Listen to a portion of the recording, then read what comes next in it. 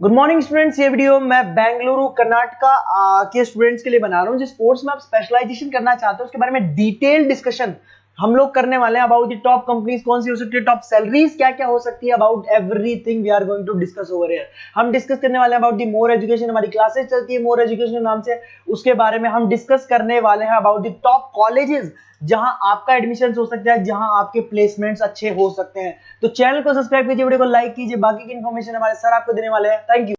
ये वीडियो में ANM, GNM और बीएससी नर्सिंग के स्टूडेंट्स के लिए बना रहा हूं। अभी आप लोगों ने 12th क्लियर किया है, now you are planning for BSc nursing. देखो बहुत डिटेल में अपन डिस्कस करेंगे job opportunities, government, private, other options, वो सारे डिस्कस करेंगे। अब्रॉड में और इंडिया में कैसे जॉब मिल सकती है, और बहुत डिमांडिंग कोर्स है, पूरा डिटेल में अपन डिस्कस करेंगे। इसके अंदर जो आपका एएनएम और जीएनएम है, ये डिप्लोमा कोर्स होता है, और जो नर्सिंग, बीएससी नर्सिंग, ये आपका डिग्री कोर्स होगा। तो इसको अपन डिटेल में डिस्कस करेंगे। जॉब अपॉर्चुनिटीज इंडिया में कौन सी है, अब्रॉड में कौन सी है, और ग्लोबल लेवल पे कौन से एग्जाम्स लगते हैं, जिससे यूएस में, यूएई में, कनाडा में आपकी जॉब लग सकती है, इसको डिस्कस करेंगे।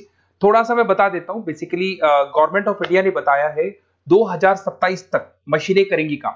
42% जो है आर्टिफिशियल इंटेलिजेंस और मशीन लर्निंग से काम होगा। तो आप ये मान के चलो, जो भी कोर्स आप करने वाले हो, इसमें आर्टिफिशियल इंटेलिजेंस और मशीन लर्निंग को इंटीग्रेट करके चलना, क्योंकि इसकी जबरदस्त डिमांड आने वाली है। एआई/एमएल की नॉलेज आपको भी होनी चाहिए। अगर यहाँ पे देखिए फास्टेस्ट ग्रोइंग जॉब, बहुत सारी जॉब्स आने वाली है, बिग डेटा, फिनटेक, एआई/एमएल, बहुत सी जॉब्स जाने वाली है। Fastest declining job, post office clerk, bank teller, data entry, cashier. आज कैश डिपॉजिट होता है बैंक में एटीएम से, एटीएम से विड्रॉल होता है, पासबुक मशीन से अपडेट होती है। तो बहुत सारी जॉब्स जाने वाली है और आने वाली है। तो एआई/एमएल को इंटीग्रेट करके चलना, इसकी डिमांड हमेशा रहेगी। मेरा क्लासेस चलता है ऑनलाइन, ऑफलाइन, रिकॉर्डेड, तीनों मोड पे मैं क्लासेस ले रहा हूँ। मुंबई में मैं पढ़ा रहा हूँ, जयपुर में पढ़ा रहा हूँ। उसके अलावा बहुत सारी चीजें जिसको अपन डिटेल में डिस्कस करेंगे। अभी आते हैं अपन एएनएम, जीएनएम और बीएससी नर्सिंग पे आते हैं। अगर मैं बात करता हूं तो एएनएम और जीएनएम आपके डिप्लोमा कोर्स हो गए, और बीएससी नर्सिंग आपका डिग्री कोर्स हो गया। एएनएम आपका 2 साल का कोर्स है, जीएनएम आपका 3-3.5 साल का कोर्स है, और अगर मैं बीएससी नर्सिंग की बात करता हूं तो 4 साल का कोर्स है।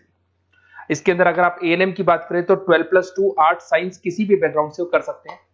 अगर आपको जीएनएम करना है तो उसके लिए साइंस कंपल्सरी, और आपको बीएससी नर्सिंग करना है तो आपके पास फिजिक्स, केमिस्ट्री, बायो होना चाहिए, और इंग्लिश तो कंपल्सरी रहेगा ही रहेगा। एंट्री लेवल पे फटाफट आपको जॉब लगानी है, एएनएम कर लो। मिडिल लेवल पे आपको जीएनएम करना चाहिए, बट अगर डिटेल में जाना चाहते हो, अच्छी कैरियर अपॉर्चुनिटी प्लान कर रहे हो, तो आपको बीएससी नर्सिंग करनी चाहिए। अगर मैं बात करता हूँ बेसिक हेल्थ केयर का जॉब मिलेगा, यहाँ पे जनरल नर्सिंग का जॉब मिल जाएगा, और वहां पे एडवांस लेवल पे, किसकी बात कर रहा हूँ, बीएससी नर्सिंग में एडवांस लेवल पे मिल जाएगा। अगर आपने एएनएम कर रखा है और आगे कुछ करने की कोशिश करोगे तो आपको जीएनएम करना पड़ेगा फर्दर स्टडीज के लिए। अगर जीएनएम कर रखा है तो आपको बीएससी नर्सिंग करना पड़ेगा, और अगर बीएससी नर्सिंग कर रखा है तो फिर आप एमएससी कर सकते हैं। देखिए आपको यहाँ पे जॉब रोल दिखाई देगा। बेसिकली हेल्थ केयर वर्कर, आशा वर्कर वाला काम करेंगे अगर आप एएनएम में है तो। जीएनएम के अंदर आपको स्टाफ नर्स, वार्ड नर्स वाला काम मिल जाएगा। बट अगर मैं बीएससी नर्सिंग की बात करता हूं तो आपको आईसीयू में एज अ नर्स वर्क कर सकते हो, ऑपरेशन थिएटर में ओटी के अंदर नर्स की तरह वर्क कर सकते हो। उसके अलावा नर्स एजुकेटर बन सकते हो, मतलब बेसिकली आप अपना खुद का जो क्लासेस बोलते हैं, जिसको अपन कोचिंग क्लासेस वगैरह खोल सकते हैं। अगर मैं वर्क एरिया की बात करता हूं तो हेल्थ, यहाँ पे आपको आंगनवाड़ी वगैरह में जॉब मिलता है। अगर मैं यहाँ पे देखूं तो आपको हॉस्पिटल्स में जॉब मिलेगा, इधर आपको आईसीयू में जॉब मिल सकता है, टीचिंग जॉब मिल सकता है, गवर्नमेंट हॉस्पिटल में जॉब मिल सकती है, प्राइवेट हॉस्पिटल में। किसकी बात कर रहा हूं, बीएससी नर्सिंग की बात कर रहा हूं।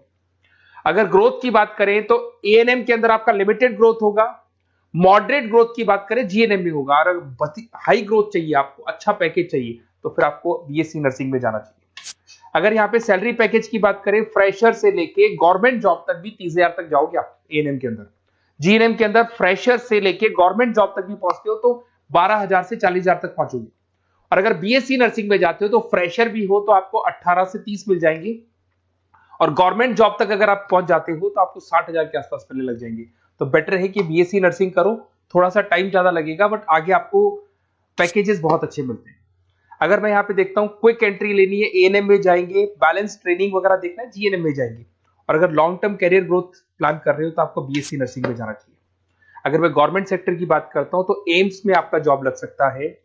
उसके बाद में आपका स्टेट गवर्नमेंट में जॉब लग सकता है, इंडियन रेलवे में आपका जॉब लग सकता है, इंडियन आर्मी में जॉब लग सकता है आपका।